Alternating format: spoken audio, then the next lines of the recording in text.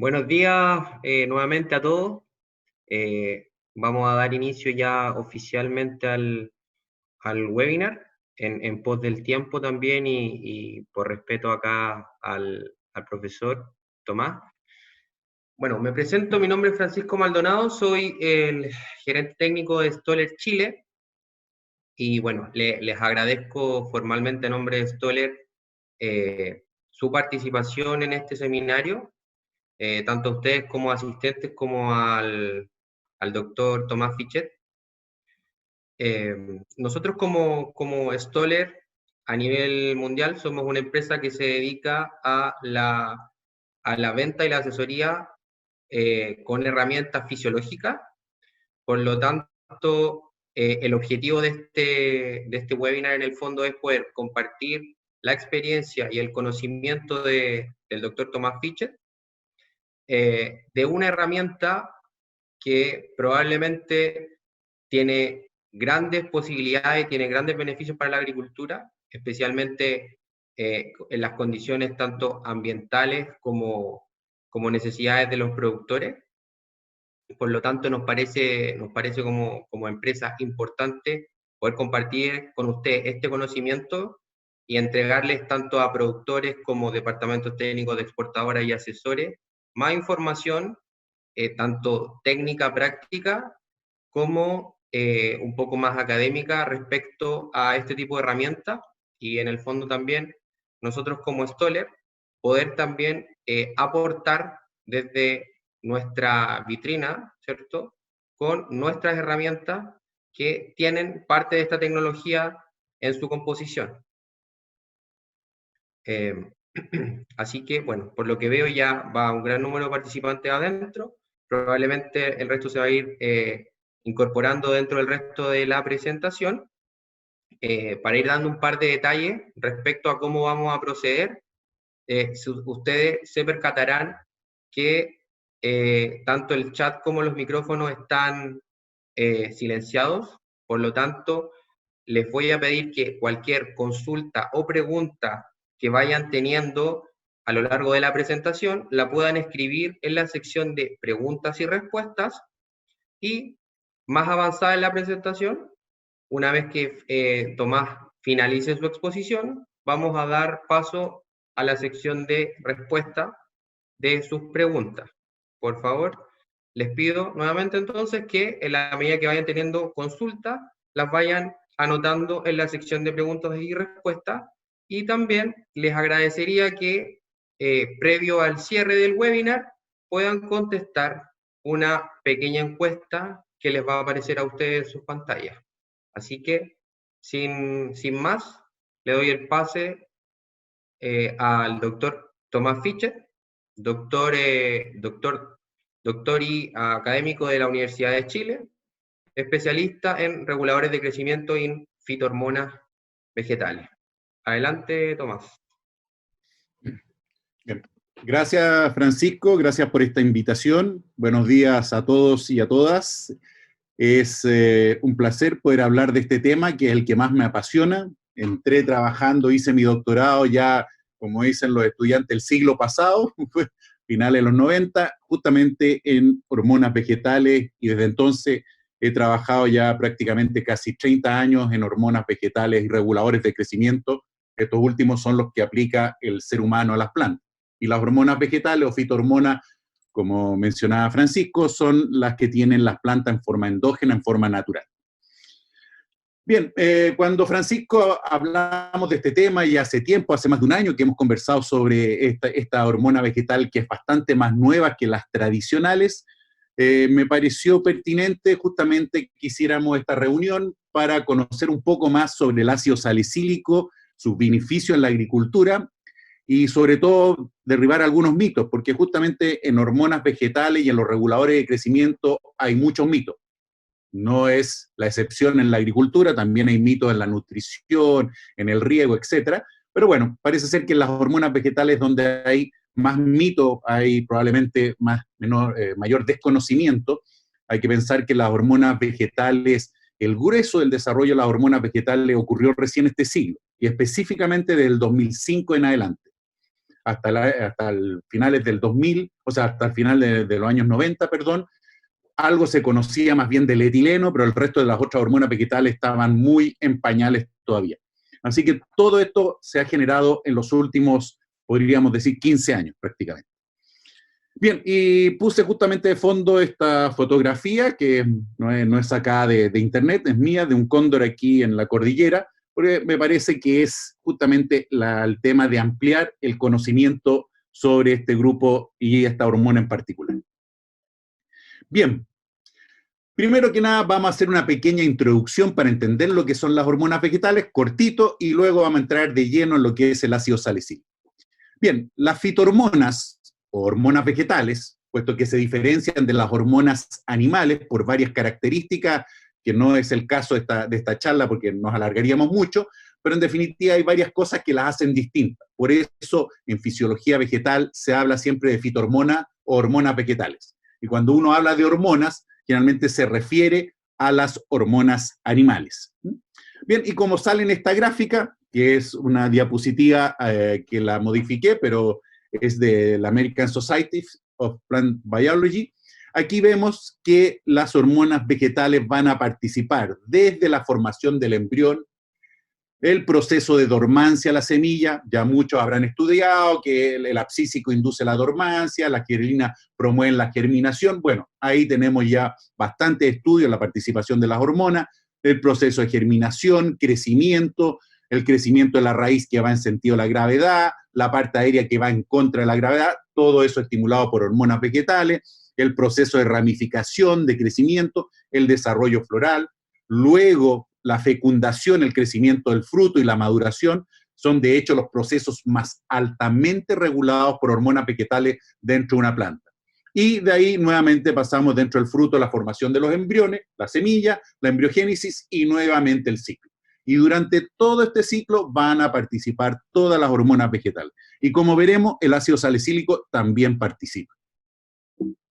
En definitiva, ¿qué es lo que ocurre? Y nos vamos a centrar un poco más hacia el ácido salicílico. Bueno, las plantas no pueden escapar de condiciones de estrés como sí lo podrían hacer los animales y específicamente nosotros los humanos.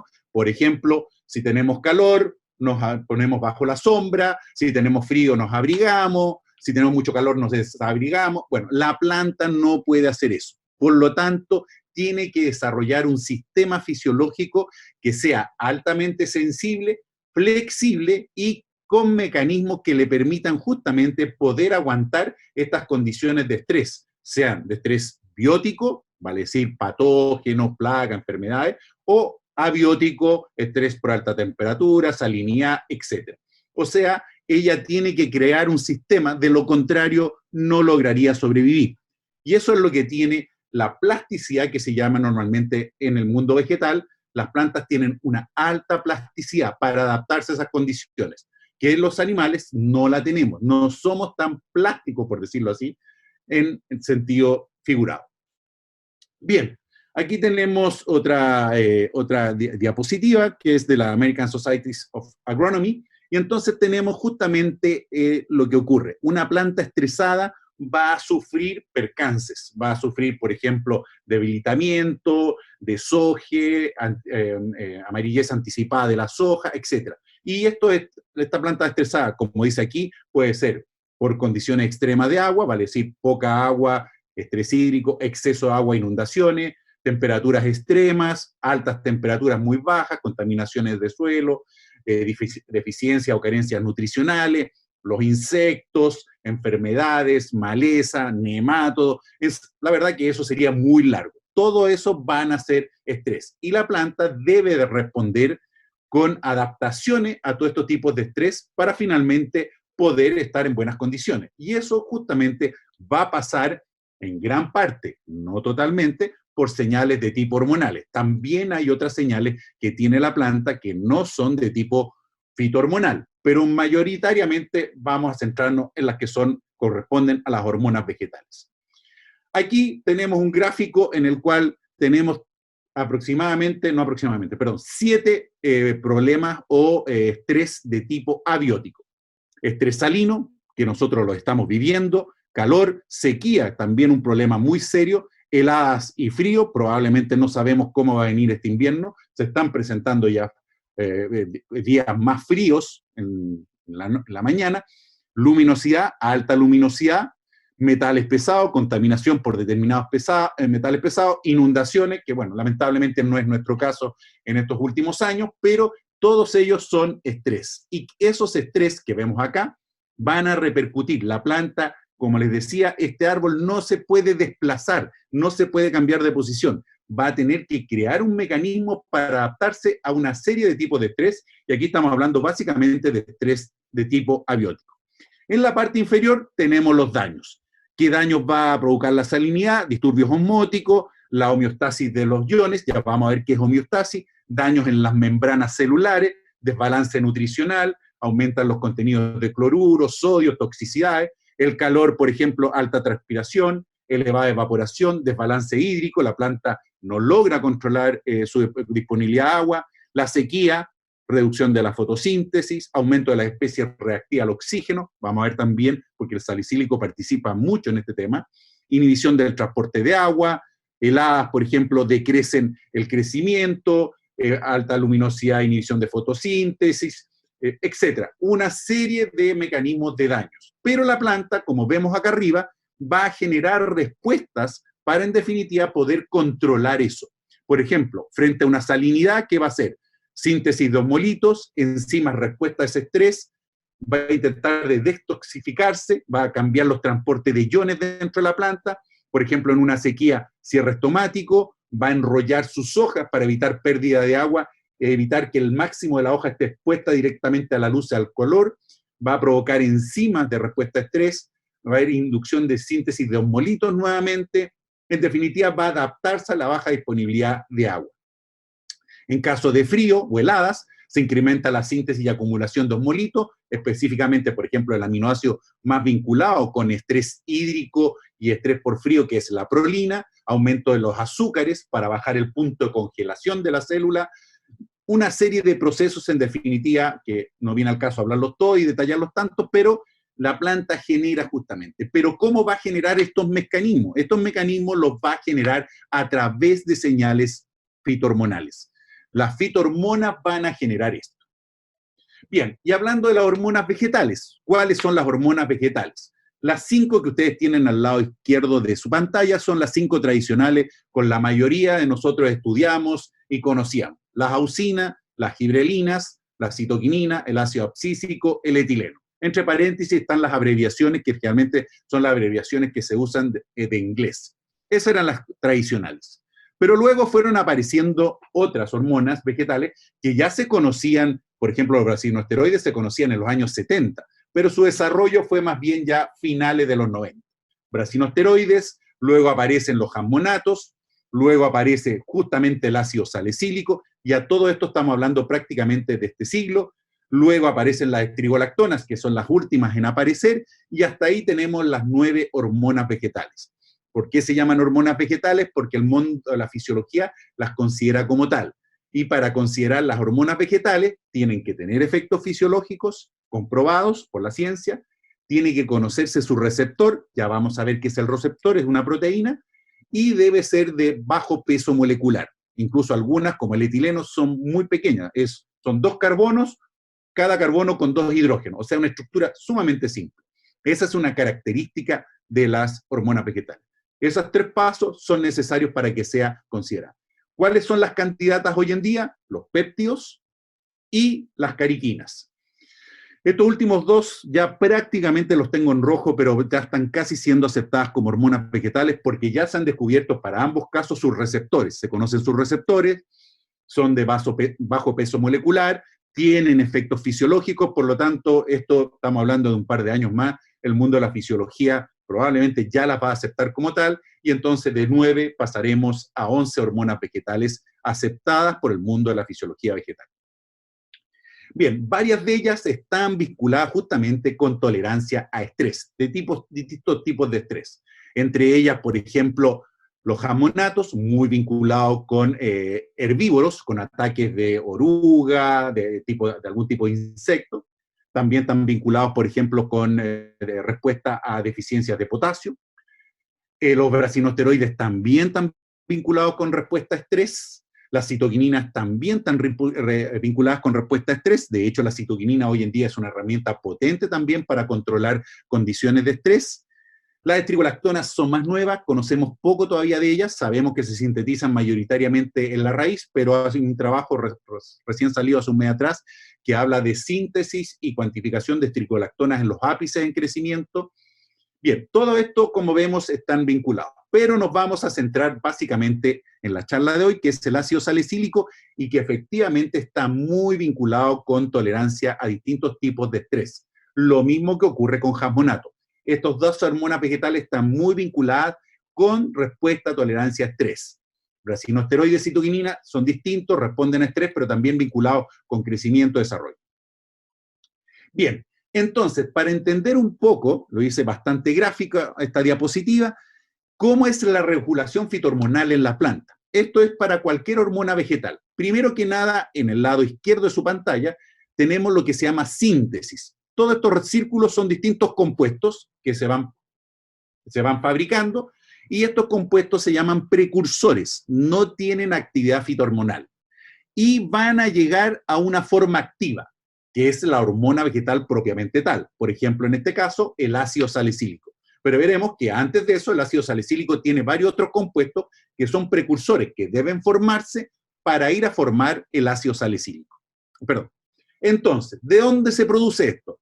Como ustedes ven, y aquí arriba, y esta es una de las diferencias entre las hormonas vegetales y las animales, las hormonas vegetales no son centralizadas. No existe una glándula como en los animales que produce una hormona y se mueve en el cuerpo. Por ejemplo, la tiroide, que genera la hormona del crecimiento. En los vegetales no ocurre eso. ¿Qué quiere decir? Como ustedes ven aquí, cualquier órgano de la planta puede producir cualquier hormona vegetal. El fruto, como ustedes ven, la hoja, la raíz, el ápice, todos ellos pueden, incluso aquí no puse la flor porque tendríamos que hablar básicamente del ovario, que ya un poco lo que es el fruto, pero todos ellos tienen la capacidad de producir todas las hormonas vegetales. Que lo hagan o no, bueno, ya es otro cuento, es otra historia. Pero ellos tienen la posibilidad. Entonces, en cada uno de estos órganos se puede activar la síntesis, que va a empezar con precursores y va a llegar a una forma activa. Esta forma activa, ya sea un tipo de gibberelina, el abscísico, el salicílico, un tipo de jasmonato, un tipo de citoquinina, esas formas activas van a seguir 3 procesos dentro de la planta. El primer proceso se llama conjugación. ¿Qué quiere decir? Que a esta hormona vegetal se le acopla una estructura, puede ser una glucosa, un aminoácido, etc. Y esa conjugación de la forma activa hace que pierda totalmente actividad. Muchas de esas conjugaciones son reversibles, como ustedes ven en la flecha. Vale decir, la planta, mediante una enzima, tiene la posibilidad de desconjugarla, sacar, por ejemplo, el glucósido o el aminoácido y llegar nuevamente a la forma activa. Pero esto no tiene actividad y esto se guarda en vacuola, en distintos órganos. Luego, la forma activa también puede ser degradada, lo que se conoce como catabolismo. Eso es una destrucción de la forma activa, que es para todas las hormonas vegetales, son distintas enzimas, cada una específica para cada hormona vegetal, pero se destruye y eso es irreversible, no hay vuelta atrás, se pierde totalmente esa forma. Y lo que es más importante es que esa forma activa finalmente va a acoplarse a un receptor. ¿Qué es ese receptor? Es una proteína específica, por ejemplo, en el caso del salicílico, hay un receptor de salicílico. El receptor de salicílico solo reconoce salicílico. No reconoce jasmonato, no reconoce gibberelina, abscísico, ninguno. Y ese acople entre esta estructura pequeña y esta gran proteína que es el receptor, finalmente, ¿qué es lo que va a hacer? Va a activar genes que van a responder a esa hormona vegetal. Y eso es lo que permite finalmente que la planta, como veíamos en las diapositivas anteriores, pueda adaptarse a condiciones de estrés. Y hablábamos la síntesis de osmolito, el cierre estomático, por ejemplo, con abscísico. Bueno, todos esos genes que van a inducir estos cambios van a ser activados por una hormona vegetal que se acopla a su receptor y activa estos genes a nivel del núcleo de cada célula. Por lo tanto, este proceso, como ustedes ven, puede ocurrir en un fruto, en una hoja, en una raíz, en un ápice, en toda la planta. Eso va a cambiar según cada tipo de hormona vegetal. Esto es bien resumido cómo ocurre el proceso de la regulación fitohormonal en planta y nos vamos a centrar en el salicílico. Bien, entonces, para conocer un poco algunas consideraciones sobre el ácido salicílico. El ácido salicílico, que se abrevia SA por las siglas en inglés, o ácido 2-hidroxibenzoico, que es como se le conoce químicamente, es un compuesto fenólico con un anillo aromático, ya lo vamos a ver. Las propiedades farmacológicas de los salicilatos, que son los nombres que recibe el ácido salicílico y sus derivados, vamos a ver varios de ellos, han atraído al hombre. De hecho, las propiedades medicinales de los salicilatos son conocidas desde el siglo V a.C. Hay antecedentes que Hipócrates ya prescribía esta medicina para distintos tipos de dolor. En 1859, Hermann Kolb sintetiza químicamente el ácido salicílico. Es recién ahí cuando podemos sintetizar el ácido salicílico.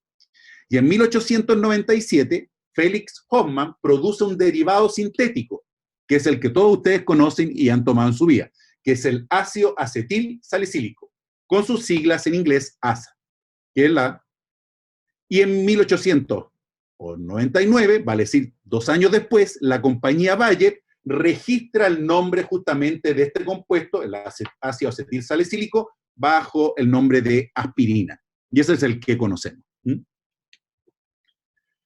En 1979, White es el primero en demostrar que el ácido acetil salicílico es un inductor de resistencia a enfermedades en plantas. De aquí el primer trabajo. Y luego se van a hacer una serie de otros trabajos que van a ir demostrando que el ácido salicílico, al igual que el ácido acetil salicílico, porque de hecho se acoplan al receptor, puede inducir estos cambios. En 1992 se publican los primeros trabajos justamente que señalan la síntesis de proteínas que son relacionadas con patogénesis, que vamos a ver algunas de ellas, específicamente en frutales, que son las conocidas como PR. Es una serie, este es un nombre genérico, pero vamos a ver algunas específicas, por ejemplo, una de ellas que se activa por el ataque de Phytophthora empalto. Y estas proteínas PR relacionadas con patogénesis son justamente inducidas por ácido salicílico. Es él quien las induce. Un año después, en 1993, se comienza a conocer la ruta recién del ácido salicílico. Y después de esto, se van viendo las síntesis, cómo van ocurriendo a nivel de las células. Hoy se sabe que se inicia la ruta de síntesis del ácido salicílico desde un ácido que se conoce como corismato. Para luego va a seguir 2 rutas distintas que emplean distintos precursores.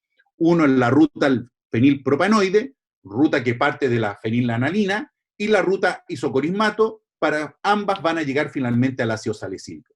O sea, estamos hablando de precursores que van a ir hacia la forma activa que es el ácido salicílico. Esta ruta, tal como lo veíamos en la diapositiva anterior, varios compuestos, los vamos a ver un poco en el caso del salicílico, son compuestos iniciales. Ellos no tienen actividad, pero si se dan las condiciones, se van a ir produciendo para finalmente terminar en ácido salicílico. Recién en este siglo, fíjense, en el 2012, se publican los primeros artículos sobre el descubrimiento de los receptores de ácido salicílico. Y finalmente, el ácido salicílico se acepta como una hormona vegetal o fitohormona. O sea, estamos hablando apenas hace 8 años. O sea, el conocimiento del ácido salicílico, como ustedes ven, es prácticamente del 2000 en adelante. Aun cuando antes de Cristo ya se conocían sus capacidades farmacológicas. La mayor parte del ácido salicílico sintetizado en la célula de la planta es glucosilado o metilado. ¿Qué quiere decir esto? Lo que veíamos. Tiene una posibilidad de ser conjugado y perder actividad, pero ser almacenado o transportado va a ser muy importante porque vamos a ver que este grupo metilado es el que se mueve dentro de la planta para inducir actividad de defensa en otras zonas de la planta que aún no están siendo atacadas. Y glucosilado, con un glucósido, normalmente el salicílico ahí pierde actividad. En plantas, el ácido salicílico y sus derivados están implicados en diversos procesos. Hoy cada vez estamos conociendo más procesos en los cuales participa. Ya se sabe que participa en germinación, en apertura estomática, vamos a ver un ejemplo también, en senescencia, en respiración, en crecimiento celular, en nodulación, en una serie de otros procesos. Pero sobre todo donde más investigación hay y donde mejor está relacionado el ácido salicílico es con su relación frente a estrés de tipo biótico como abiótico. Finalmente, las proteínas PR van a inducir una actividad de resistencia, que son estas proteínas que están siendo activadas por el salicílico acoplado a su receptor y activación de genes. Y esto es lo que se conoce como resistencia sistémica adquirida en planta, o con sus siglas en inglés, SAR. ¿Qué es esto? Es un espectro de respuestas inmunes generadas por una infección de un patógeno en un tejido atacado y que induce una resistencia sistémica en tejidos no atacados. Esta activación SAR requiere de una molécula señal que justamente es el ácido salicílico. Vale decir, va a haber una respuesta en el lugar de ataque por el ácido salicílico, pero a su vez ese ácido salicílico que se produce en esa zona de ataque se va a trasladar a otras zonas de la planta no atacadas para inducir inmediatamente mecanismos de defensa frente a un posible ataque en otras zonas aún no atacadas de la planta. De hecho, esto es bastante novedoso, este último punto, vale decir, la resistencia sistémica adquirida, o SAR, podría conferir una memoria. ¿Qué quiere decir? Una memoria inmune en determinadas plantas por semanas, meses, e incluso hoy se postula que podría existir la posibilidad de mantener esta inmunidad hasta la siguiente temporada.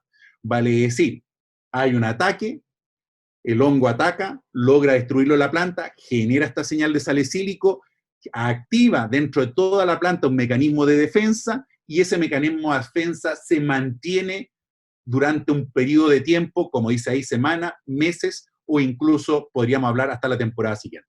En definitiva, para llevarlo a la actualidad, es como la gente con COVID que genera anticuerpos, y esos anticuerpos quedan y provocan justamente resistencia o defensa frente a un nuevo ataque si ocurre una semana después, un mes después, etc.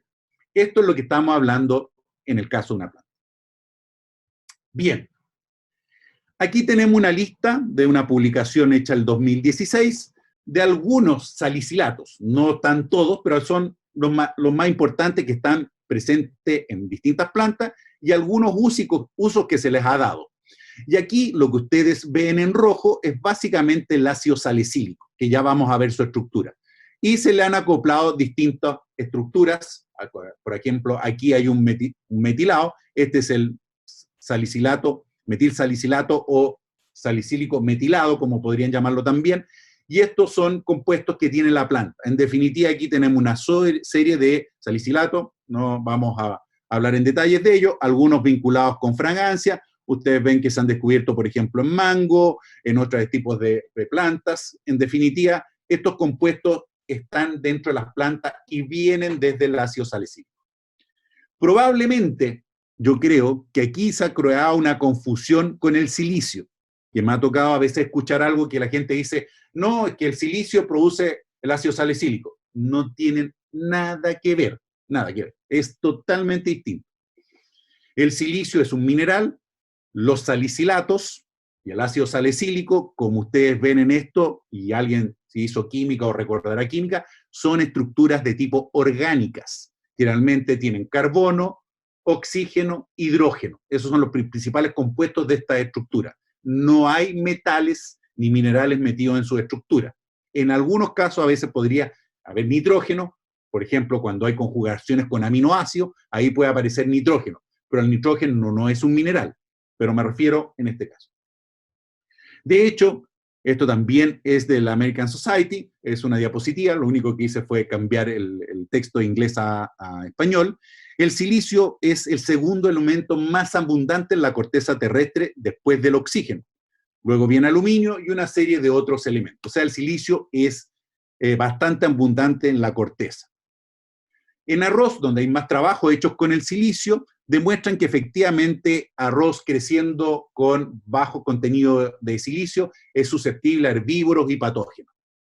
Lo que sabemos del silicio hoy por hoy es que depositado en las células vegetales, como ven ustedes en la diapositiva aquí a la derecha, la parte de la derecha de la diapositiva, se deposita y forman estructuras que se denominan fitolitos. Son, o sea, piedras vegetales. Y aparentemente estas estructuras, que son duras, podrían estar protegiendo contra ataques de herbívoros, y por eso que la planta de arroz que ustedes ven en la parte superior, con bajo contenido de silicio, presenta varias mordeduras, y la que está con alto contenido de silicio no lo posee. Ahora, los mecanismos, o el mecanismo, cómo el silicio confiere resistencia aparte de esto, aún es totalmente desconocido. No está publicado, no sabemos si son barreras físicas, si mejora la respuesta en defensa, prepara las respuestas de defensa, no lo sabemos. Lo único que sabemos específicamente es este tipo de estructuras, que son como piedra, porque el silicio es un mineral duro, y que aparentemente eso, claro, le molestaría a algún tipo de herbívoro en comerlo, en desarrollarse. Ahora, en el caso del silicio, un mineral, el silicio no genera actividad génica, ¿vale? Es decir, no va a producir cambios en la actividad de los genes y va, por ejemplo, a sintetizar, como veremos, proteínas PR, una serie de otros compuestos, no va a inducir cierre estomático, en definitiva, no participan en eso. El silicio simplemente tiene, como todo mineral, tiene un mecanismo y eso es todo. Las hormonas vegetales tienen una serie de mecanismos, son un abanico, como ustedes ven, participan en muchos procesos, como veíamos el salicílico en germinación, en respuesta a patógenos, etc. Este es el ácido salicílico, el que ustedes tienen aquí a la derecha, esa es su estructura, con su anillo, como hablábamos, y al lado tienen el ácido acetil salicílico, que es la aspirina, que lo único que cambia es en esta estructura, pero en definitiva son exactamente igual y por eso son reconocidos por los receptores. Y estos son los que tienen actividad. Bien, como les decía, la diferencia con un mineral es que el silicio va a generar respuestas en muchos procesos. Aquí tenemos una publicación de hace ya unos 5 años atrás, ya lo hablamos, en germinación, va a participar en senescencia foliar, en producción de fruta, en procesos de respiración, en reparar daños al DNA, vale decir, a la estructura. Va a tener también, como les decía, hay un efecto en la memoria, respuesta inmune frente a ataques de patógenos, cierre estomático, nodulación, que ya lo habíamos visto, crecimiento y desarrollo de los vegetales. En definitiva, el abanico de respuesta es muy amplio. Ellos tienen, justamente las hormonas vegetales, tienen esa capacidad de generar distintos tipos de respuestas.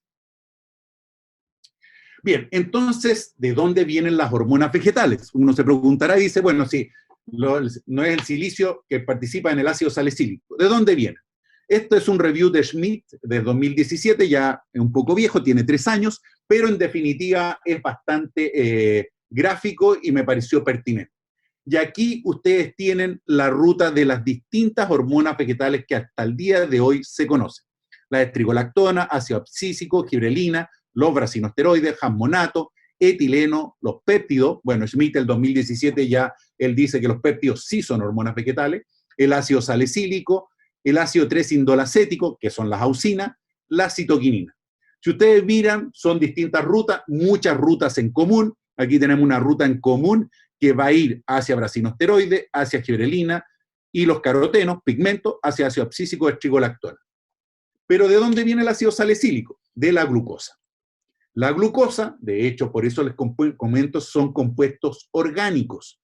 La glucosa viene de la fotosíntesis, o sea, la fotosíntesis produce sacarosa, mayoritariamente la gran mayoría de las especies frutales, y esa sacarosa, que es un disacárido, se va a partir en 2 en monosacárido. Y uno de esos monosacáridos es glucosa, hay fructosa y otro más. Y esta glucosa va a entrar a distintos ciclos dentro de las células y va a ir a distintas rutas. Pero aquí tenemos la ruta específica que va hacia ácido salicílico, que de hecho, como ustedes ven, es compartida con los péptidos y es compartida con las auxinas. De hecho, aquí llegamos a un aminoácido, el triptófano, que algunos ya lo han escuchado, la metionina, otro aminoácido, que es el precursor del etileno. Bueno, por esa ruta van justamente hacia el ácido salicílico.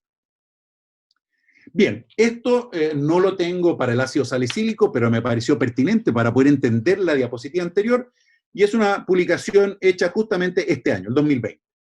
Entonces, estos investigadores trabajaron con plantas de kiwi, que vamos a ver, plantas testigo, plantas que estaban sometidas en un ambiente con un 45% menos de CO2, por lo tanto tenían disminuida su tasa fotosintética, y plantas que estaban con un 25% más de CO2, o sea, tenían una mayor actividad fotosintética.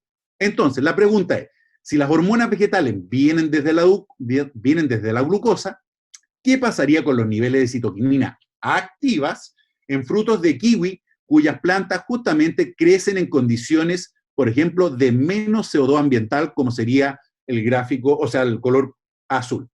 Y aquí tenemos, estos son las semanas post-tratamiento, semana 8, 12 y 16. Esta es la isopentenil y la transeatina. Estos son nanogramos por peso fresco. Vale decir, son los contenidos de 2 citoquininas activas. Estas son activas, no son precursores.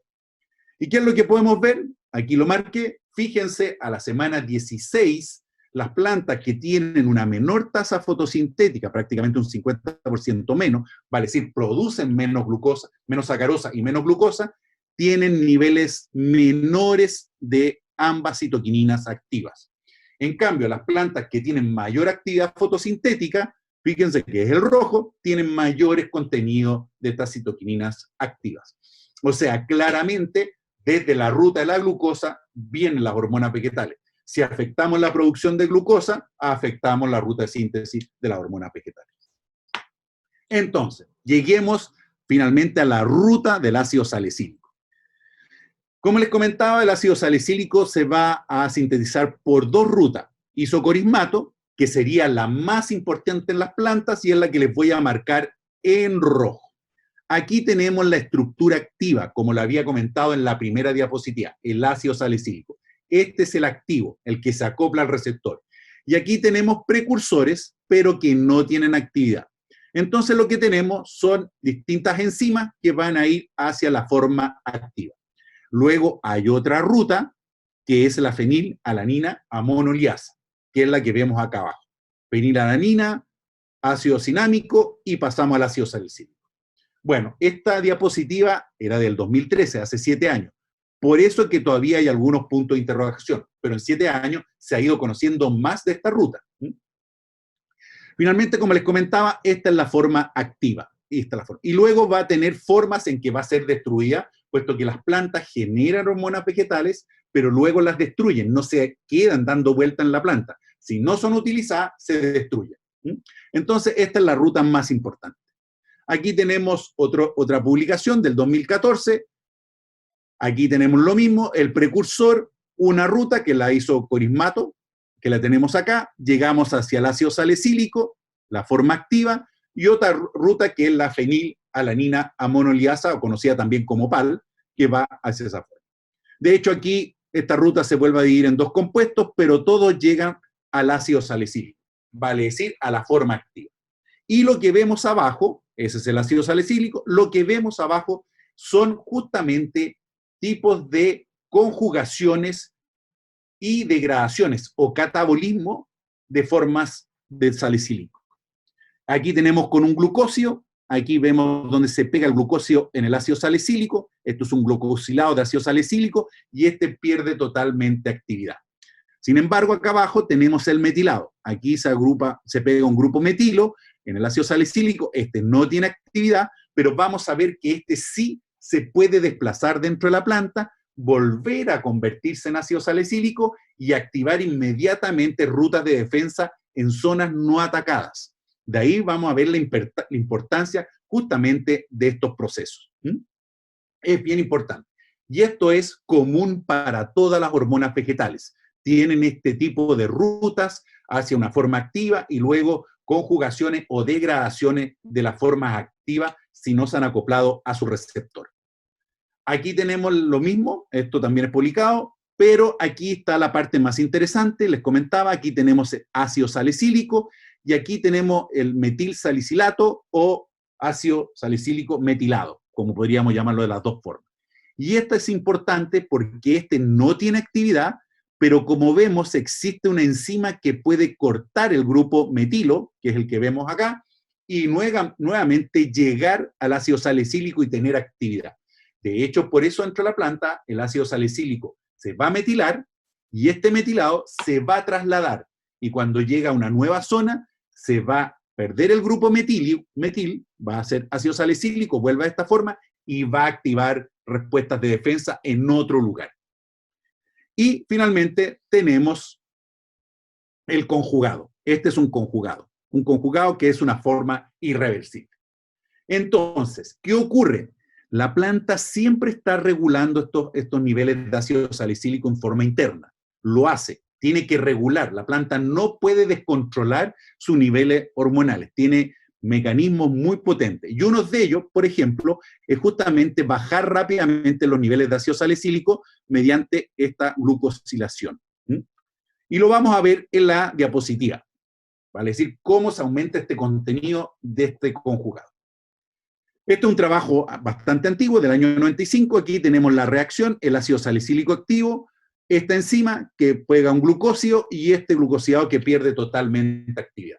Entonces, en esto tenemos la evolución de la actividad justamente de esta enzima en tanto brotes como raíz después de 6 horas de iniciar la aplicación de ácido salicílico. ¿Qué es lo que podemos ver? Que conforme vamos aumentando la concentración de ácido salicílico, esto es en ppm, miligramos por litro, ustedes ven, van aumentando, va aumentando la actividad de esta enzima, ya sea como proteína, etcétera, no se fijen tanto en esos puntos, pero va aumentando, vale decir, en ambos casos, tanto en brote como raíz, a mayor concentración de salicílico, tanto en la raíz como en el brote, mayor actividad en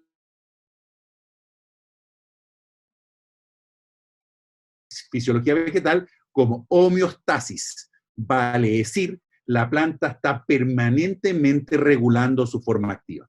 Y lamentablemente, algunos patógenos y bacterias conocen de esto y por lo tanto le juegan en contra a la planta. Y ya veremos algunos casos. Bien, este es un trabajo ya bastante más reciente, de este año, del 2020. Se habla, una parte de la síntesis del ácido salicílico ocurre en los cloroplastos y la otra parte ocurre en el citosol. Las dos rutas, y aquí tenemos las formas de ácido salicílico, las formas activas en ambos casos. De hecho, de aquí, esta ruta, que es de compuestos orgánicos, puede ir también hacia otras partes, no necesariamente hacia el ácido salicílico, como vemos de aquí, puede pasar a favorecer producción de lignina, flavonoides, otros compuestos. Estas rutas están siempre interactuando entre ellas. Esta es la ruta fenilpropanoide, pero la más importante es la isocorismato, que es la que ustedes tienen acá. Pero también la planta tiene. Y esto, voy a aclarar esto, es normal. Todas las hormonas vegetales, a excepción del etileno, que es un gas, todas tienen varias rutas de síntesis. ¿Y por qué tienen varias rutas de síntesis? Porque para la planta es tan importante una hormona vegetal que si se afecta o se daña una ruta de síntesis, ella tiene otra alternativa. De ahí la importancia de las hormonas vegetales y por eso, que en este caso aquí tenemos 2 rutas. En citoquinina, por ejemplo, hay 4 rutas en distintas cosas. En la gibberelina hay 2 rutas. En todas hay varias rutas. Es importante, tienen que tener. Bien, y ahí están las formas activas del ácido salicílico.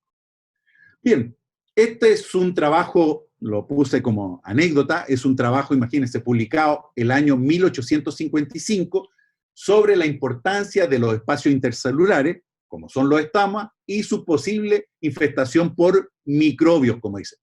Bueno, la publicación de esa época está hecha en alemán, por lo tanto yo no hablo alemán, me costaría mucho entender aquí, pero él decía, este investigador, que los estomas, justamente la apertura de los estomas es por donde entraban estos microbios.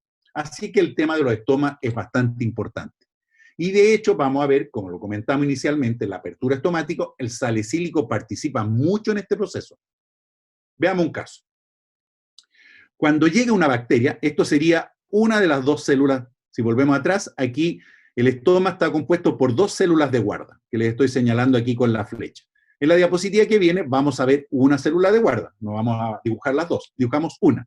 Y esta sería una de las células de guarda del estómago. Entonces, estas células tienen receptores que van a poder captar distintos productos que se están generando por el ataque de una bacteria, por ejemplo. Aquí hay algunas proteínas que están vinculadas con el flagelo de la bacteria, y estas proteínas van a reconocer esta proteína del flagelo. Inmediatamente van a activar la síntesis de salicílico, y el salicílico a su vez la activación del abscísico y con ello cierre de estómago. Esto es muy importante porque también se relacionan las distintas rutas de hormonas vegetales. No son independientes. Entonces, muchas veces una favorece a la otra o una puede inhibir a la otra. En este caso, el salicílico favorece la síntesis de abscísico y por lo tanto el cierre de estoma.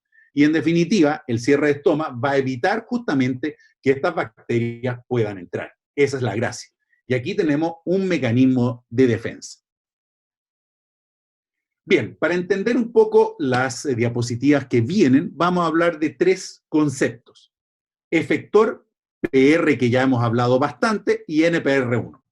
Efector, ¿qué es efector? Es una proteína virulenta que es inyectada dentro de la célula hospedera por el patógeno para suprimir las defensas del hospedero y así tener una infección exitosa. ¿Qué quiere decir esto? Que estos patógenos tienen mecanismos para bloquear en la planta la síntesis de salicílico.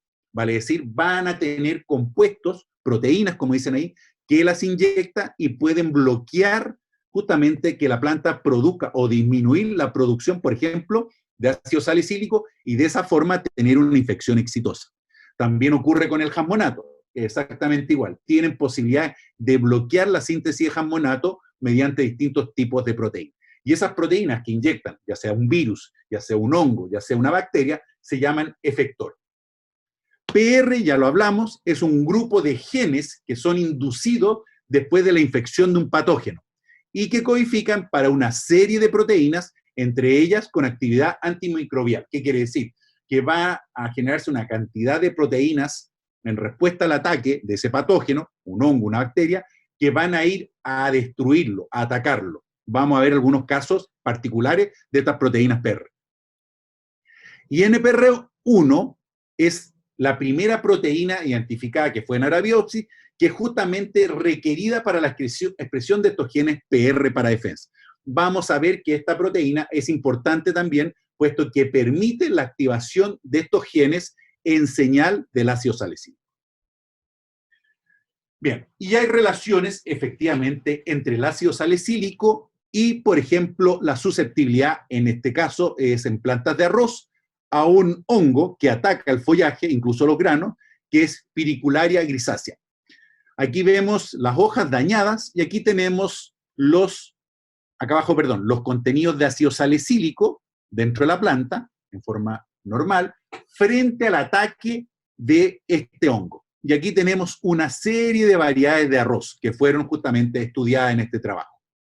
Las más susceptibles están con signo más, un solo signo más. Las más resistentes están con 5 signos más. Y obviamente entre medio. Y si miramos, a grosso modo, vemos que claramente las plantas que son más resistentes, vale decir que tienen mayor niveles de signo más, son las que tienen también mayores niveles de ácido salicílico generados por el ataque del hongo. En otras variedades, lamentablemente, eso es un tema genético de la variedad de la planta, no logra generar suficiente ácido salicílico y claramente, como vemos estas de acá, son bastante susceptibles al hongo que ataca el arroz. Tienen niveles bastante bajos, como vemos alrededor de 10 microgramos por gramo de peso fresco, niveles pequeños. En cambio, estos otros estamos hablando ya sobre 20. Claramente ahí tenemos una relación entre la cantidad de ácido salicílico que puede generar la planta de arroz, la variedad, frente a un ataque de este hongo y su resistencia. O sea, a mayor contenido de salicílico, mayor tolerancia al hongo. Y esto está vinculado justamente con este tipo de variedades que son más resistentes a este hongo porque generan mayor ácido salicílico. Bien, veamos otros casos. Esto es Fusarium oxyporum. Es una raza terriblemente virulenta, terriblemente dañina en bananos. De hecho, hay muchos países, cuando uno todavía podía viajar, ahora estamos limitados, pero países como Ecuador, ustedes llegaban y les mostraban un formulario donde tenían que certificar o estar conscientes que no tenían que entrar ningún tipo de material porque estaban haciendo una pelea justamente a esta raza que se conoce FOXTR4, que es muy agresiva. Entonces lo que hicieron aquí en estas plantas de banano fue justamente someterla a este ataque de esta raza. Aquí a la derecha tenemos las plantas, ya posterior a la infestación por Fusarium, vemos que hay un decaimiento de las plantas, amarillez, y de hecho el corte de los tallos ya se ve bastante necrosado. Esta es la planta control, vale decir, sin ataque de Fusarium, y los cortes de los troncos, y estas de acá son las que fueron sometidas al ataque de Fusarium, pero posteriormente aplicación de ácido salicílico. Y vemos que las plantas efectivamente logran recuperarse, logran bloquear el Fusarium, y por lo tanto vemos corte de aquí de los tallos, y hay mayor, hay una menor toxicidad o necrosis de los tejidos producto del hongo. Claramente, la aplicación de salicílico genera un mecanismo de defensa frente a este Fusarium. Aquí lo más probable es que la planta atacada por el hongo produzca ácido salicílico, pero muy probablemente también no lo produzca en suficiente cantidad, o incluso podría, como vamos a ver en la cancrosis de los cítricos, el hongo puede bloquear la síntesis de salicílico, vale decir que esta planta no puede generar salicílico y queda susceptible. Aquí, como ustedes le proporcionan el ácido salicílico, ya sea porque produce menos en forma natural o produce menos porque el hongo le bloquea la síntesis, pero ustedes le aportan la forma activa. Y eso es importante porque la forma activa es la que genera los mecanismos de defensa. Bien, aquí tenemos cuantificaciones justamente de una variedad de banano, Cavendish, que es susceptible, y una variedad que es resistente a este Fusarium. Los resistentes son en azul, la variedad susceptible es en color celeste. Y esto es ácido salicílico. Aquí también, como ven, nanogramo por gramo de peso fresco está en inglés. Y día post inoculación, vale decir, aquí se aplicó el hongo y se vio qué pasaba con la síntesis o la cantidad de ácido salicílico en la planta susceptible, Cavendish, y en la planta resistente, que es Doncke número 1. Y vemos que a los 2 días, 4 días y 6 días, vemos que inmediatamente la variedad que es resistente ha aumentado la síntesis de ácido salicílico, puesto que tiene niveles de ácido salicílico libre bastante alta. Cuando uno se refiere al ácido salicílico libre, es a la estructura lactiva. Luego, estos investigadores también vieron qué pasaba con un glucósido, que es la forma conjugada del ácido salicílico. Y efectivamente, si está produciendo más, también está conjugando más. Eso es normal. Y vemos nuevamente la variedad sensible y la variedad resistente. Y a los 2 días vemos nuevamente que hay un aumento también en la variedad resistente en el conjugado. Vale decir, el banano resistente está produciendo más salicílico, está actuando a nivel del control del hongo y a su vez también se está conjugando, porque eso es normal, es lo que se conoce como homeostasis, que es normal en todas las hormonas vegetales. Y esto demuestra, si hay más conjugado, que hay mayor actividad en la planta en la síntesis de ácido salicílico. Bien, veamos, aquí tenemos la evolución de la expresión de un gen, el HDTF1, en hojas y raíz de algodón bajo tratamiento con distintos reguladores de crecimiento. De hecho, este gen HDTF1 se vincula justamente con el control de 2 hongos, Verticillium dahliae y Botrytis cinerea. Ambos nosotros lo conocemos y los tenemos como plaga en Chile. Veamos lo que ocurre. Aquí tenemos a nivel de hoja y a nivel de raíz. Y esto es lo que ocurre a nivel de expresión, en cantidad de expresión de esta gen que codifica para una proteína que se vincula justamente con el control de este hongo. Y aquí en este ensayo el control es el que se conoce como MOC, morado, aplicación de metiljamonato, aplicación de salicílico, aplicación de una usina, ácido indolacético, aplicación de tefón y aplicación de giberelico. Y tenemos a las 0,5 horas, 1 y 3 horas post-infección las aplicaciones. Y si ustedes miran lo que es en verde, efectivamente el ácido salicílico es el que logró activar este gen que codifica para proteínas que están implicadas en el control del Verticillium dahliae y Botrytis cinerea. O sea, claramente es el que logra. Aquí vemos, por ejemplo, las auxinas no tienen ni un efecto, el metiljamonato, que es un jamonato, incluso tiene hasta como un efecto contrario, el etileno tampoco tiene ningún efecto y giberélico tampoco, no lo tiene. O sea, claramente este gen se está activando producto de la aplicación del ácido salicílico que ustedes le hicieron en forma externa. Por lo tanto, el ácido salicílico claramente es el que activa este gen, y este gen no es activado por otros tipos de señales de tipo fitohormonal. De ahí la importancia de las hormonas vegetales. Cada una va a activar procesos distintos, aun cuando, por ejemplo, jammonatos también están vinculados con tolerancia a estrés abiótico. En este caso, jammonato no logra activar este gen de defensa, o sea, no funciona.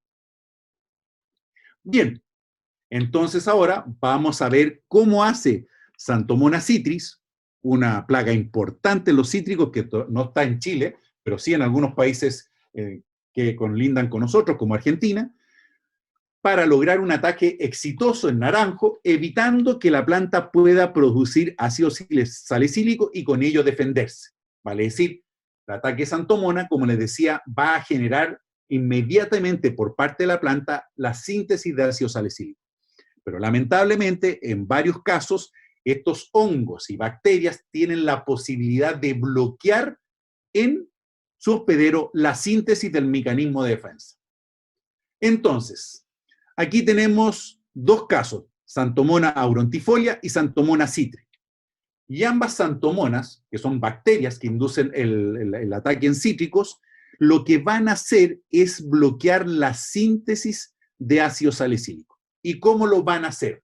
Lo que van a hacer es bloquear esta enzima, esta proteína, que es la isocorismato sintasa, que es la que controla el paso desde corismato, que es el precursor del ácido salicílico, hacia otro precursor que es isocorismato, y luego hacia salicílico.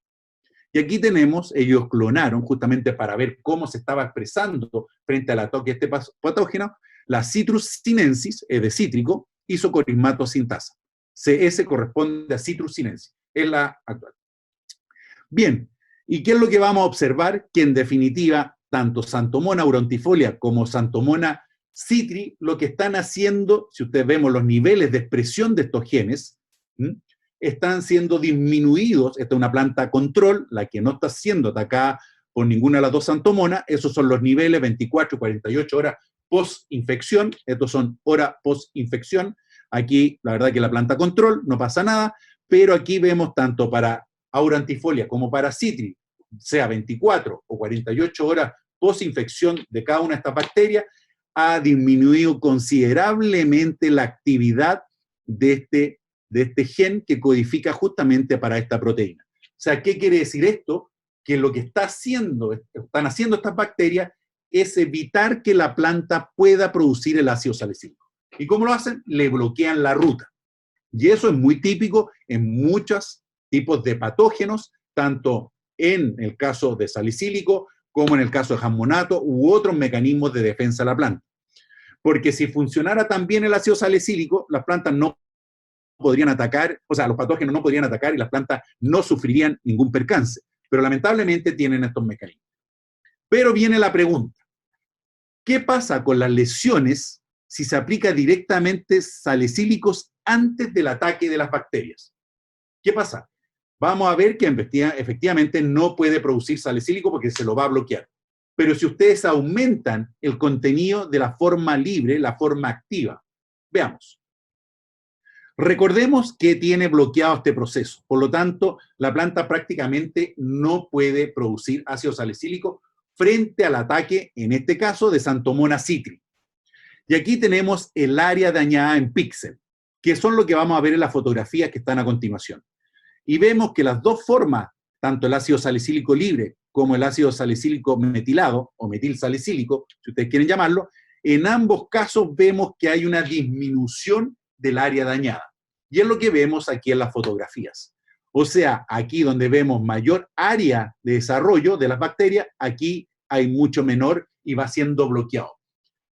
Se utilizaron otros dos tipos de compuestos, que son tipos salicilatos, que son los que ustedes tienen, el 3-HBA y el 4-HBA, que están acá, pero no tuvieron efecto en controlar estos, porque claro, no son formas activas, por lo tanto no lograron controlar este proceso. Pero sí la forma activa y su metilado, que este metilado, como lo comentábamos, puede desconjugarse y volver a forma libre, salicílico. Y en ambos casos van a empezar a bloquear el avance o el daño de Xanthomona citris. Y eso lo vamos a ver, son respuestas de salicílico. O sea, frente a un ataque de un patógeno que nos va a disminuir la síntesis de salicílico, nosotros aplicándole salicílico podemos definitivamente hacerle una zancadilla a este patógeno, porque él nos va a intentar desbloquear la síntesis, lo logra, pero si nosotros le aplicamos la forma activa se acopla a receptores e inmediatamente genera proteínas PR para atacar, en este caso, a Xanthomona citris. Produce poco salicílico y por ello es susceptible al ataque de Xanthomona, porque Xanthomona le bloquea la síntesis. Pero si ustedes agregan externamente el salicílico, logran disminuir el daño y probablemente incluso logran controlar el ataque. Básicamente porque evitan que el hongo simplemente, o sea, el hongo deja de bloquear la ruta endógena de la planta, pero ustedes igual le están aplicando en forma externa el salicílico. Es lo mismo que ocurriría, por ejemplo, si hay palteros que estén escuchando, es lo mismo que si ustedes aplican un SANI o un paclobutrazol, bloquean la síntesis de giberelina. Pero si ustedes aplican giberélico, inmediatamente la planta reacciona porque ustedes le han aplicado la forma activa. Esto es exactamente igual en este caso. Bien, este es un trabajo pionero realizado el año 92, como les comentaba, y que justamente relaciona proteínas PR, que son de defensa, relacionadas con patogénesis, en distintos tratamientos. Aquí lo que se hizo, que este fue el primer trabajo, como les digo, publicado en una muy buena revista, Plancell, que es de alto impacto científico, y esto fue el 92. Y aquí vemos con aplicación de agua, 1, 4 y 7 horas después, ninguna de estos genes se está activando, prácticamente nada. Pero, ¿qué ocurre cuando ustedes aplican ácido salicílico? No hay ataque patógeno, nada, solamente aplicación de ácido salicílico. Fíjense a la hora 1, 4 y 7, inmediatamente se están activando. Estas manchas negras indican mayor actividad del gen que está vinculado con la síntesis de la proteína. O sea, este fue el primer trabajo, ahora hay muchos más, que demuestran que el salicílico induce este tipo de genes que codifican para proteínas relacionadas con defensa en plantas. Estas tres proteínas, PR1, PR2 y PR3, se activan con salicílico, pero no con agua. O sea, claramente el salicílico es uno de los mecanismos para activar estas defensas. De hecho, aquí tenemos un trabajo ya más nuevo, publicado el año pasado, y esto son raíces de Arabidopsis, en las cuales es la expresión de justamente o la actividad de PR1, una de las tantas proteínas de defensa vinculadas con patogénesis. Este es control, aquí es aplicación de 4 ppm de salicílico y 21 ppm de salicílico. Y en azul vemos la actividad justamente de esta proteína. A 36 horas después de haber aplicado el salicílico, ya sea en distintas concentraciones, hay una actividad. Y obviamente que a mayor concentración hay mayor actividad de esta proteína PR1. O sea, la célula tiene la señal que es el salicílico, inmediatamente activó una de las tantas proteínas, en este caso vieron específicamente la PR1, se está activando en respuesta a esta señal. Ella no sabe que la señal ustedes se la aplicaron, pero inmediatamente activa su mecanismo de defensa. Veamos. Este es otro trabajo, hecho un poco más antiguo, el 2017, que es también, ellos vieron la expresión de los niveles del gen PR1, que él codifica para esta proteína, en raíces de Arabidopsis, después de haber tratado el brote de cada planta con metiljamonato, o sea, una fuente de jamonato, o ácido salicílico. Y aquí tenemos expresión relativa, vale decir, de menor a mayor expresión de este PR1. Blanco corresponde a control, negro salicílico y gris a metiljamonato. Y estas son semanas post-tratamiento. Recordemos que esta aplicación se hizo en el brote de la planta. Y ellos lo que están viendo es cómo se está activando este gen a nivel de raíz. Tal como estábamos viendo acá atrás, este otro ensayo, aquí aplicaron directamente a nivel de raíz, pero ellos están viendo cómo este PR1 se está activando a nivel de raíz, pero la aplicación se hizo, como dice aquí, en el brote. Veamos, una semana post aplicación al brote, vemos rápidamente que el ácido salicílico ha activado considerablemente esta proteína PR1. No así jamonato no lo ha logrado. Claramente, a una semana post tratamiento se activó el mecanismo. En cambio, como vemos, jamonato no logra activar esta proteína. y tampoco lo logra hacer 2 semanas después. O sea, la planta ha respondido a la aplicación en la parte aérea con el salicílico que ustedes le aplicaron a nivel de la raíz. Genera. O sea, esto demuestra, y estos son trabajos que van a mostrar después, vamos a ver a continuación en algunas diapositivas, cómo justamente aplicaciones en una parte de la planta pueden generar activación de defensa en otro lugar de la planta. Claramente PR1 responde a la señal de salicílico, pero incluso es en parte reprimida por el jasmonato. Bien.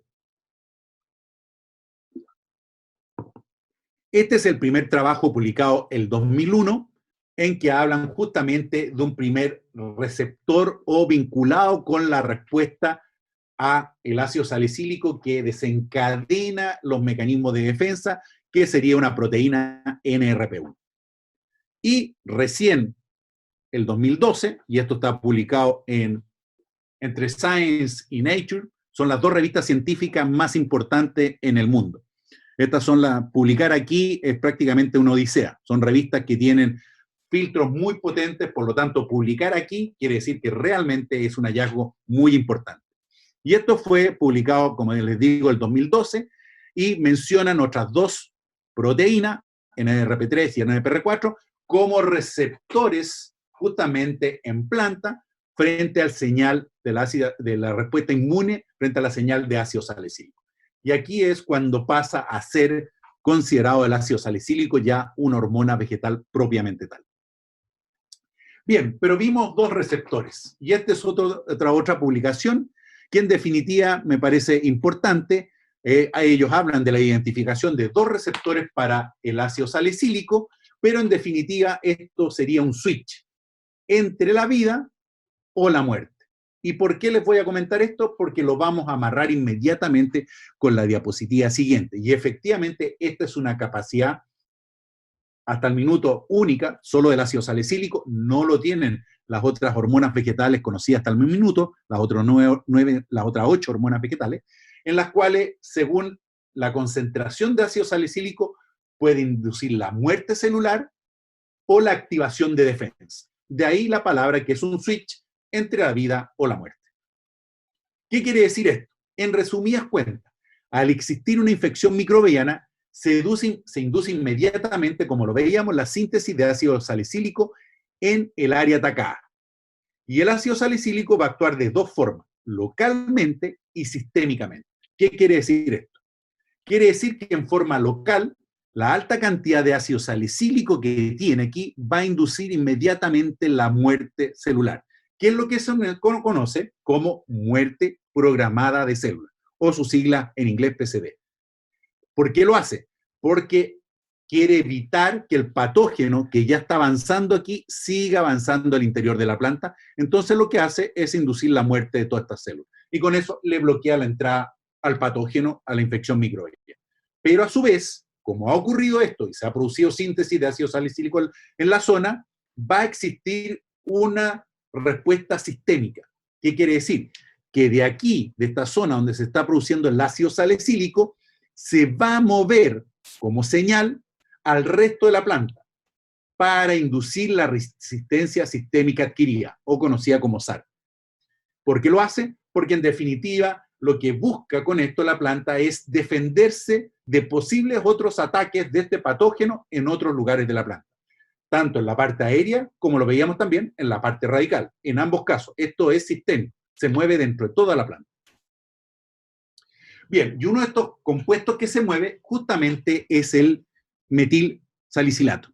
Y aquí les voy a mostrar un trabajo que me pareció interesante. Justamente estos no son hongos, ni bacterias, ni virus, sino que son 2 tipos de pulgones. Y estos pulgones están atacando los bácaris. El bácari, todos lo conocerán, son los típicos arbustos que hay en los cerros, que algunos se conocen como mosca del escupo, que produce flores blancas, uno los ve en los potreros, donde hay bastante sequía. Estos son bácaris. Hay distintos tipos de bácaris en el mundo. Bien, y aquí lo que hicieron en un tipo de bácaris, vieron qué pasaba con el ataque de 2 especies diferentes de pulgón. Y ellos vieron que cuando atacaban los pulgones aumentaban el número de compuestos que se estaban produciendo con respecto a la planta no atacada. Y a su vez, no solo aumentaba el número de compuestos, sino que también aumentaba la cantidad emitida en nanogramos por hora. Claramente, cuando los pulgones estaban atacando, se estaban generando mayores cantidades de estos compuestos. No solamente había un mayor número, mayor cantidad de compuestos. Veamos. Aquí vemos un aumento y lo mismo ocurre acá. O sea, el ataque genera una mayor cantidad de compuestos y cantidades de esos compuestos. Bien, hicieron un listado, no voy a poner todo el listado porque sería muy largo, pero aquí tenemos la planta control, uno los pulgones, Gossypii, y el otro Macaulay. Y voy a centrar su atención en un compuesto específicamente, que es al que reacciona fuertemente, y es justamente metilsalicilato o salicilato de metilo. Y aquí vemos que en la planta control no hay activación, no se produce este compuesto, pero fíjense, el ataque de pulgón aumenta considerablemente y en este otro aumenta mucho más. O sea, claramente hay un aumento de este compuesto. O sea, este está vinculado con algún mecanismo de defensa frente al ataque de los pulgones. Entonces, estos autores lo que hicieron fue, como se conoce este producto, existe a nivel de laboratorio, como producto, pero a nivel de laboratorio, metilsalicilato, decidieron ver qué pasaba con los pulgones. Bien, y entonces vieron si sometían estos pulgones, uno de ellos en particular, Macaulay, si los sometían a distintos tipos de volátiles. Y entre ellos está el salicilato de metilo, como lo vemos acá abajo. Y si ustedes miran el salicilato de metilo, ¿qué es lo que genera? Disminuye la tasa reproductiva al día 5 de pulgones. Esta es la tasa reproductiva, la que está en gris, que te tendría que producir. NS significa que no hay diferencia significativa, pero hay varios compuestos que inducen o bajan la tasa reproductiva, y entre ellos el metilsalicilato. O sea, este compuesto, este volátil que se está generando, probablemente logran respirarlo estos pulgones y tiene un efecto en su tasa reproductoria que inmediatamente la reduce.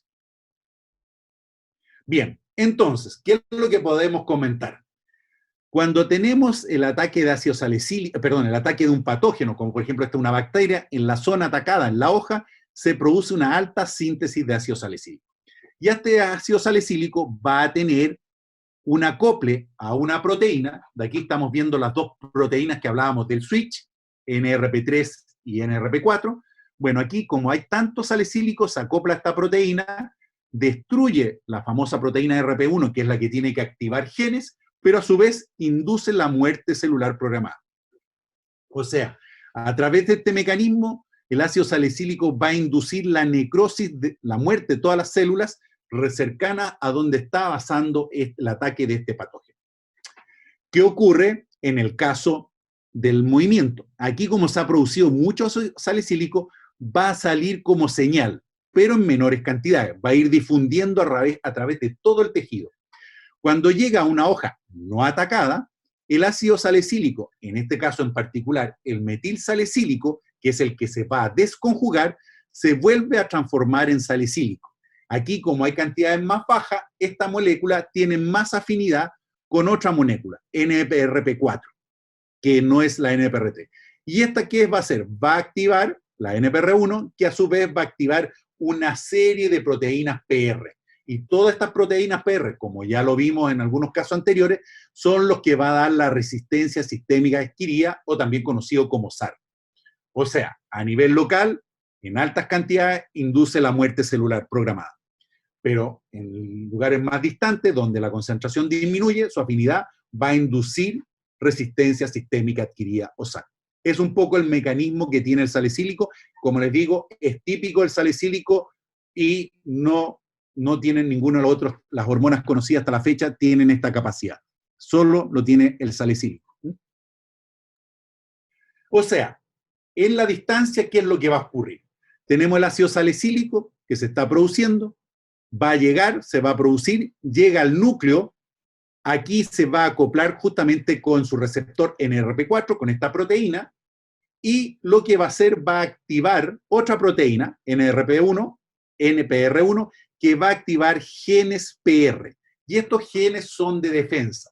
Y aquí hay una gran gama de genes. Les puse algunos. Por ejemplo, síntesis de fenoles, que son compuestos que a los hongos no les gustan.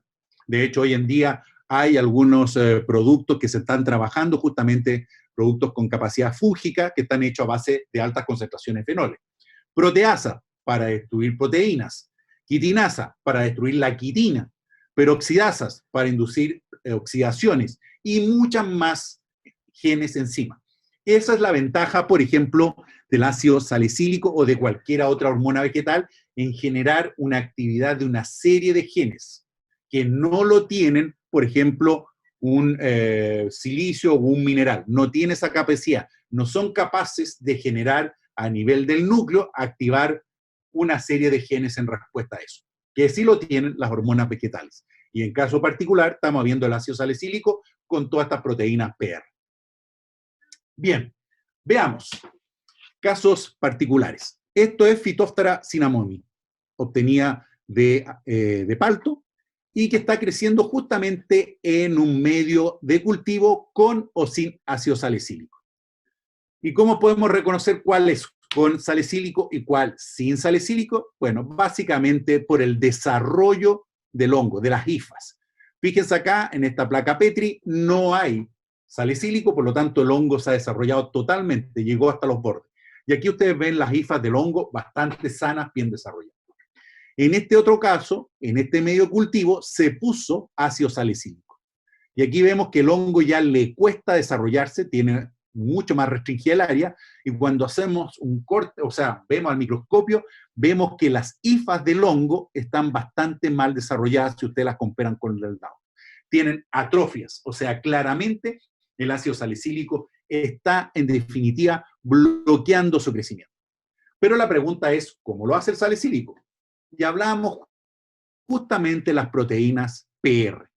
Entonces, estos investigadores lo que hicieron fue justamente aislar distintos compuestos en raíces de palto que habían sido tratadas con salicílico y que pudieran tener algún efecto fúngico. Y de hecho, una de estas proteínas PR que ellos lograron aislar de los paltos tratados con salicílico era un fenol, como lo habíamos visto anteriormente. Un fenol que le vamos a llamar PD. Entonces, ¿qué hicieron nuevamente? Aislaron este compuesto que estaba inducido por el salicílico en paltos tratados con ácido salicílico, y este salicílico inducía la síntesis de una de estas proteínas PR, que en este caso en particular, que vieron que tenía efecto fúngico, era un fenol. Aquí tenemos el desarrollo en la placa Petri Control, aquí en una placa Petri donde pusieron 10 microgramos por ml de este fenol, y en una placa Petri donde pusieron 100 microgramos por mililitro de este fenol. Y claramente vemos que aquí el desarrollo ya se limitó bastante, y aquí prácticamente ya no hay desarrollo de Phytophthora cinnamomum. O sea, este compuesto, este fenol, está bloqueando totalmente su desarrollo. ¿Qué quiero decir con esto? No es el ácido salicílico el que mata al hongo, son las proteínas que logra activar, que son las que van a ir a destruir el hongo. Y aquí tenemos con distintas concentraciones en miligramos, aquí tenemos el control, totalmente bien desarrollado, aquí con 0,010 miligramos de fenol, hay ya menor desarrollo del hongo, aquí con 0,1, muy poco desarrollo, y aquí con 1 miligramo de este fenol PD, simplemente el hongo no logró desarrollarse. Se quedó ahí donde lograron poner la muestra y no hubo desarrollo. Esta es una proteína PR que es activada por salicílico y vinculada con defensa específicamente a Phytophthora cinnamomum.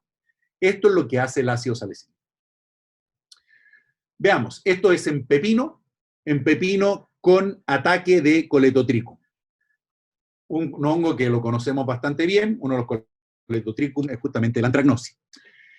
Y tenemos acumulación de salicílico después de haber inoculado la primera hoja de planta de pepino con Coletotrichum. O sea, lo que hicieron ellos fue simplemente a una hoja de la planta le pusieron una gota con el hongo y vieron qué pasaba con la síntesis de ácido salicílico en nanogramos por gramo de peso fresco en la segunda hoja. Ellos pusieron en la primera hoja basal, qué ocurría en la segunda hoja, la hoja más arriba, qué ocurría en el hipocotilo del pepino, la parte superior, y qué ocurría a nivel de raíz en cuanto a concentraciones de ácido salicílico.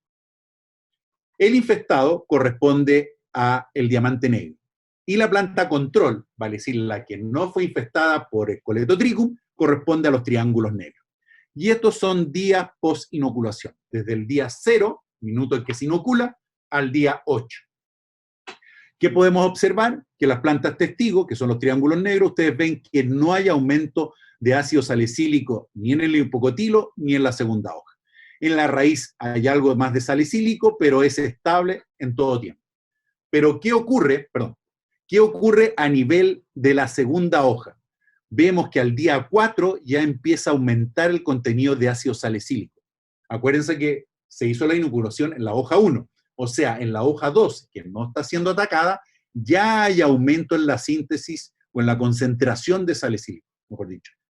¿Qué ocurre en el hipocotilo? Exactamente lo mismo. Al día 3 ya hay un aumento en la concentración de ácido salicílico en el hipocotilo. Y a nivel de la raíz, infectamos o contaminamos solamente la hoja superior, la primera hoja, vemos que también a nivel de la raíz, al día 5, hay un aumento en el contenido de ácido salicílico.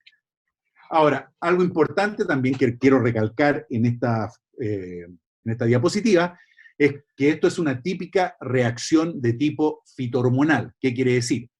Tuvimos un ataque de un hongo, en este caso Coletotrichum, inmediatamente se activa el mecanismo de defensa. Pero luego, ya cuando el hongo es controlado, lo que vemos aquí en todas las gráficas, entre el día 7 y 8 que ustedes ven, es una disminución del contenido salicílico. Claro, ya no hay más ataque, la planta empieza a dejar de producir salicílico. Y en este caso, va a ser bloqueando su ruta de síntesis y a tu vez también aumentando conjugados o degradación. Baja inmediatamente puesto que ya se acaba. Y si persisten los días, estos contenidos van a llegar a niveles tan bajos como los que tenemos en el control. Pero esto es típico de una respuesta de tipo fitohormonal en planta. Por lo tanto, el ácido salicílico producido en la hoja, atacada por el hongo, se desplaza como señal a otras hojas, al hipocotilo y a las raíces.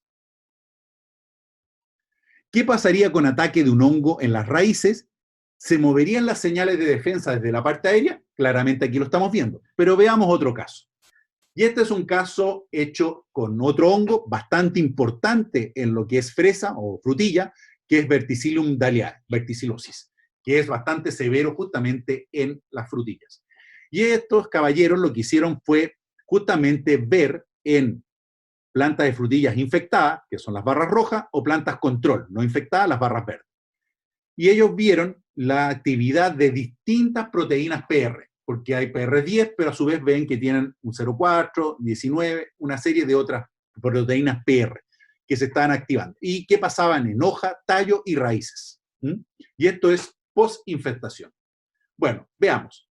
¿Qué es lo que podemos observar rápidamente? Hay una fuerte activación, de hecho ya un día después de infección, que vemos hay una fuerte aumento de la actividad de esta PR10 en los infectados, no así en las plantas control. Esto es a nivel de hoja, ahí es la infección. A nivel de esta otra, a nivel de hoja también aumenta, pero fíjense cómo esta aumenta en raíces rápidamente, incluso un día después de infección. Aquí tenemos un aumento y luego un descenso, normal. Aquí tenemos también un aumento en la parte aérea, pero es más tardía. 30 días después de infección o 20 días después de infección se empieza a producir la síntesis de esto. ¿Qué pasa con otras dos PR10, la 09 y la 13? Volvemos acá, exactamente lo mismo. Tenemos, primera activación ocurre a nivel de raíz de esta proteína PR, vemos la activación, pero también va a ocurrir a nivel de la parte aérea o las hojas. 20 a 30 días después hay. También a nivel de tallo vemos que hay inmediatamente activación de esta proteína. Lo mismo ocurre con la PR10-13 a nivel de raíces, un aumento en los contenidos. Todo esto, como ustedes ven, mantiene la misma tendencia. Una vez que se acaba el ataque, empieza a disminuir la síntesis de salicílico. Aquí tenemos lo mismo, aumento a nivel foliar, pero ocurre con una cierta desfase, pero hay un aumento en los contenidos foliares. De hecho, ellos lo que vieron, de 19 de las 21 proteínas PR10 activadas por ataque de Verticillium, se activan primero en raíces, zona donde se inicia la infección. O sea, claramente Verticillium, que es un hongo del suelo que ataca a nivel de raíces, produce su ataque en la raíz. Donde más se activa es a nivel de la raíz. Pero posteriormente, como vemos en estos gráficos, se desplaza la activación de estas proteínas PR a la parte aérea e incluso a los tallos. Solamente 2 proteínas PR10 de las 21 no se activaron por Verticillium. Puede que se activen por otro tipo de ataques.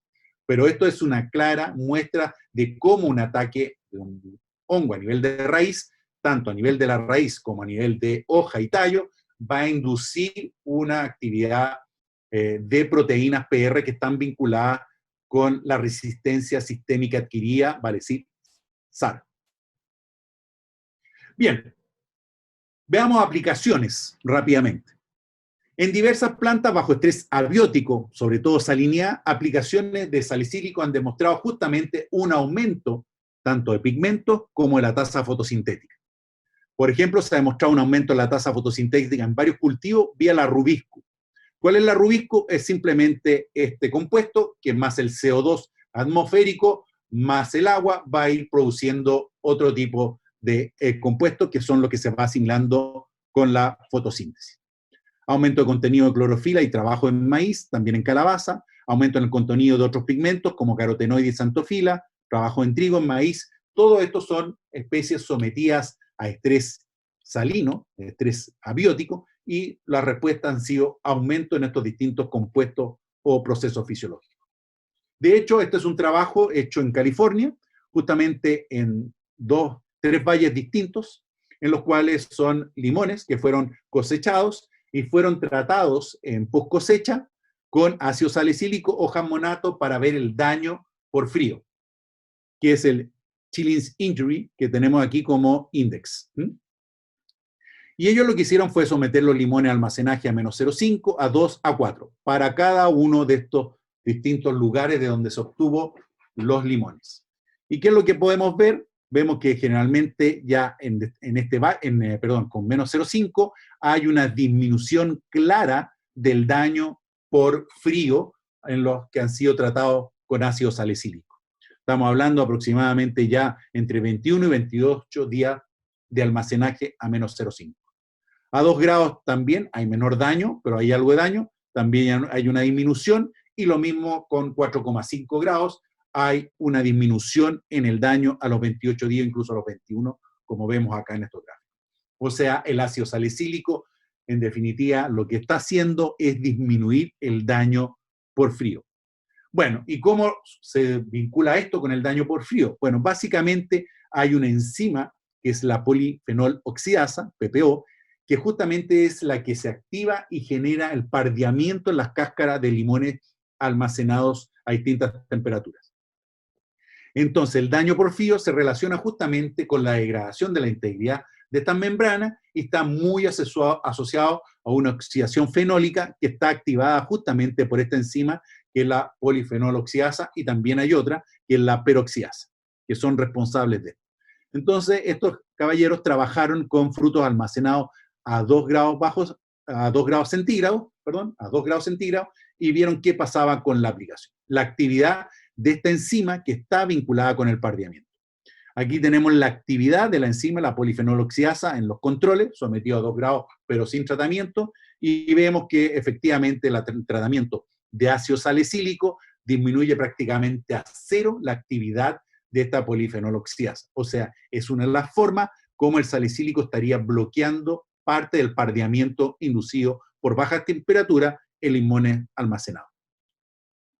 Hay una serie de otros trabajos también que muestran la función justamente del salicílico en respuesta antioxidativas. ¿Qué quiere decir?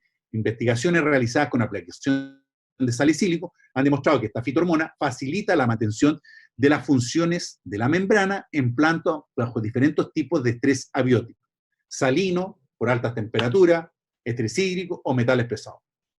Parte de este mecanismo estaría atribuido a la inducción de respuesta antioxidativa, vale decir, disminución de especies reactiva al oxígeno. Y de hecho vamos a ver un trabajo específico a continuación en arroz justamente sometido a metales pesados, y cómo la aplicación de salicílico logra disminuir esta especie reactiva al oxígeno, que son las que inducen la oxidación y el pardeamiento. También se han asociado el ácido salicílico a un aumento de la entrada de calcio, el cual permitiría mantener la integridad de las membranas frente a este estrés oxidativo. Aplicaciones salicílico también reducen la entrada de sodio. En varios casos se ha demostrado que también podría incrementar la entrada de nitrógeno, fósforo, potasio, calcio y magnesio. En plantas, sobre todo, que estén bajo estrés salino, tanto a nivel foliar como radical, o sea, mejora la nutrición en ambos partes. Por ejemplo, aplicaciones de 100 partes por millón de salicílico en plantas bajo estrés hídrico mantienen niveles altos de potasio y se reduce el daño en la fotosíntesis producido justamente o inducido por este estrés hídrico. Bien, veamos un poco qué son las especies reactivas al oxígeno y entramos inmediatamente a la aplicación de salicílico. ¿Qué es lo que ocurre? Que el estrés abiótico, salínico, hídrico, altas temperaturas, metales pesados, va a generar especies reactivas al oxígeno.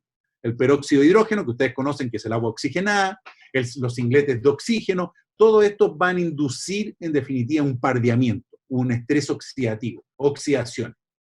Pero la planta tiene un mecanismo para desintoxicarse, para evitar que esto pueda inducir justamente un daño.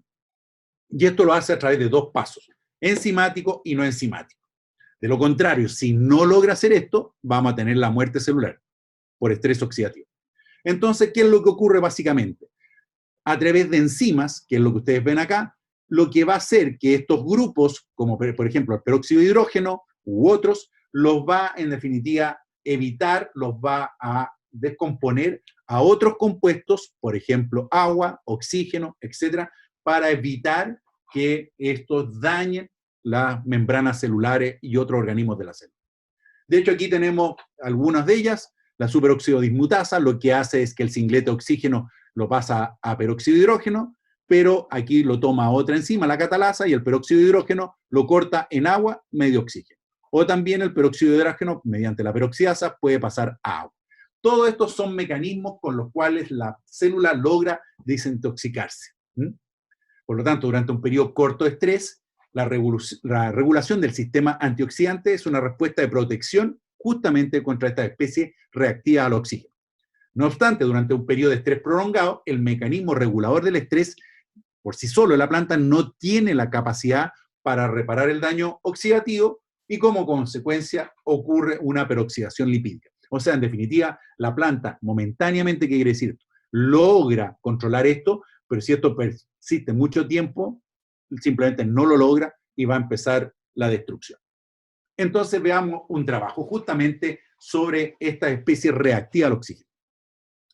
Aquí tenemos plantas de arroz, plantas de arroz que han sido sometidas a un suelo con un nivel medio de sulfato de cobre y un nivel alto de sulfato de cobre, que es un elemento tóxico.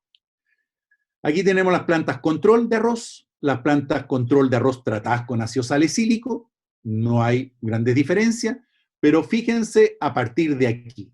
Ya con la concentración 1 de sulfato de cobre, tenemos una cierta amarillez de la planta, pero al tratarla con ácido salicílico, la planta de arroz logra defenderse.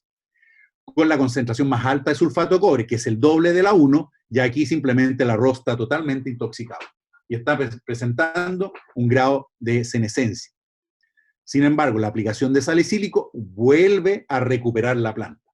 Y de hecho, aquí en estas hojas, que está un poco pequeña la foto, pero se ve que en el caso extremo de sulfato de cobre en la mayor concentración, tenemos ya daños oxidativos, ustedes ven pardeamiento en la hoja. Sin embargo, las que han sido tratadas con ácido salicílico bajo esa contaminación, logran no tener estas quemaduras en las hojas. Este sulfato de cobre fue aplicado vía riego al suelo. Bien, entonces ellos quisieron ver qué pasaba justamente con especies reactivas al oxígeno. Y hay formas, detecciones histoquímicas, para decir con colorantes, para poder detectar dónde hay singlete de oxígeno o peróxido de hidrógeno. En el caso de A corresponde al singlete de oxígeno, en el caso de B corresponde a peróxido de hidrógeno. Y estos son los distintos colorantes que utilizaron. Y aquí tenemos las hojas de los mismos tratamientos, control, salicílico, pero veamos qué ocurre. Fíjense, aplicación de sulfato de cobre en la primera concentración y en la concentración más alta tenemos una gran presencia, va en aumento la presencia justamente en este caso de singletes de oxígeno, que están vinculados con la oxidación. Aquí, en este otro caso, que es peróxido de hidrógeno, vemos también lo mismo. Esta es la primera concentración, más baja. El doble, tenemos alta presencia de peróxido de hidrógeno, que están vinculados justamente con estos procesos oxidativos. ¿Qué ocurre con el ácido salicílico? Ustedes ven que logra disminuir la presencia de estos singletes de oxígeno o la presencia de peróxidos de hidrógeno. En ambos casos logra disminuir y por ello finalmente bloquea justamente o disminuye este proceso oxidativo. En definitiva, lo que va a hacer el ácido salicílico es activar enzimas que van a destruir tanto el singlete de oxígeno como el peróxido de hidrógeno, como veíamos anteriormente, la peroxidasa, la sorbitol desohidrogenasa, etcétera, una serie de otras enzimas que van a ser justamente las que se van a activar por el salicílico, y el salicílico activando estas enzimas permite que la planta logre sacarse estas especies reactivas al oxígeno. Y aquí tenemos los casos justamente con la aplicación. De hecho, por eso les mencionaba, esto es uno de los grandes beneficios del ácido salicílico, entre otros, justamente ya demostrado hace bastante tiempo, imagínense, esto ya fue demostrado hace 7 años atrás. Bien, ¿qué otras ventajas tiene el ácido salicílico en la producción? Investigaciones realizadas con aplicación de salicílico en tomates y calabazas señalan que existe un aumento significativo en la producción de fruta. Ello se debería por varios factores en la floración, entre los cuales se pueden señalar un retraso en la senescencia de las flores y un aumento en el metabolismo celular. En plantas ornamentales, no está demostrado en frutales, pulverizaciones de salicílico inducen mayor floración.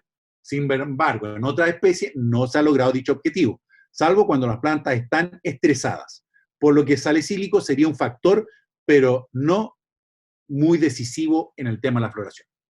En maduración también hay investigaciones que demuestran que la aplicación de salicílico logra aumentar el proceso de maduración mediante aumento de la acidez titulable y los sólidos solubles. Por ejemplo, en granada hay trabajos hechos en manzana y trabajos hechos en durazno relativamente de los últimos 10 años. O sea, habrían otros beneficios más del ácido salicílico, no solamente en el tema de la tolerancia a los estrés. Pero claramente donde está la fuerza más potente, el salicílico, y la más estudiada hasta el minuto. No quiero decir que en las otras no se sepa, se va a ir conociendo conforme vayamos investigando efectos en producción, floración y otros procesos. Pero en el caso tanto de los estrés abióticos, como veíamos, sanidad, calor, frío, metales pesados, que el que vimos, sequía, o estrés biótico, hongo, virus, bacteria, nemato y otros, estos van a activar inmediatamente las dos rutas que tiene la célula o las células para producir ácido salicílico, la ruta más importante que es la isocorismato, que es la IC, o la fenilaminoliasa, que es la PAL, y estas dos van a producir ácido salicílico.